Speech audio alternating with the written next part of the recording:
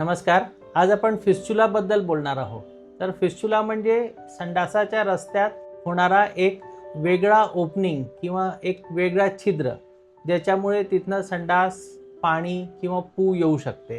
Fistula होण्याचे जे काही कारण आहे ते असे आहे की त्या जागेवर कुठल्या ना कुठल्या प्रकारचं इन्फेक्शन असते किंवा आधी एप्सेस झालेलं असते. एप्सेस होऊन तो भाग पूर्णपणे बरा होत नाही, म्हणून फिस्चुला होतो. आता हा फिस्चुला झालेला असेल तर काय करायला पाहिजे? सगळ्यात आधी त्या फिस्चुलाला कुठल्याही प्रॉक्टोकोलिक सर्जनकडे जाऊन त्याची तपासणी करून घ्या.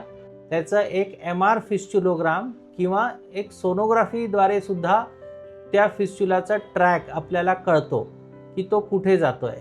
तो अनेक वेळा व्हीच्या आकाराचं किंवा वायच्या आकाराचा असा फिस्चुलाचा ट्रॅक असू शकते. असे कुठलेही ट्रॅक फिस्चुलाचे जे असे वेडेवाकडे तयार होतात ते कधीकधी आपल्या संडासाच्या कंट्रोल करणाऱ्या स्फिंक्टरच्या मधून जातात, म्हणून त्याला ट्रान्स स्फिंक्टरिक फिस्चुला असं पण म्हणतात. जर खालचा फिस्चुला सिंपल फिस्चुला असेल त्याचं ट्रीटमेंट सोपं आहे, परंतु ट्रान्स स्फिंक्टरिक फिस्चुलाचं ट्रीटमेंट जरा कठीण आहे. ज्या प्रकारचा फिस्चुला असेल त्याचं ट्रीटमेंट अगदी व्यवस्थित होऊ शकते. धन्यवाद.